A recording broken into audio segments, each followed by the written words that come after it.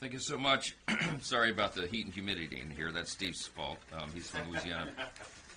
Listen, we're 48 days out from the election, and we are continuing, the Republicans are continuing to draw the contrast between our agenda of liberty, opportunity, and security for everybody and the Democrats' destructive agenda and their radical left policies. You will see that on display on the House floor this week and in the weeks ahead. In the meantime, let me give you just a quick update on the second assassination attempt. The second assassination attempt. It sounds surreal to say so. As fate would have it, my wife Kelly and I were at Mar-a-Lago to meet with President Trump. We were supposed to meet earlier after the shooting attempt. We joined him immediately thereafter. We spent almost 3 hours with the president. I'll just tell you, and you may have heard my personal reflection on this, he was completely unrattled by the experience.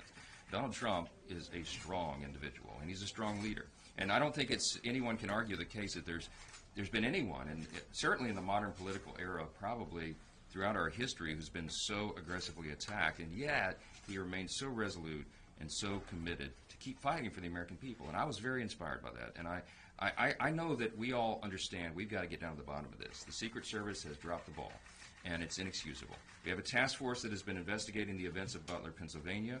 As our conference chair, Lee Stefanik, noted, we're going to expand the scope of the task force to look into the events that happened in Florida on Sunday as well. We have got to get down to the bottom of this. We've got to ensure that this doesn't happen again.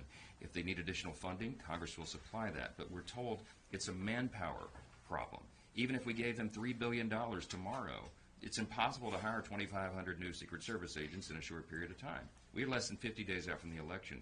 We need Donald Trump to be protected, as any candidate of his stature would be.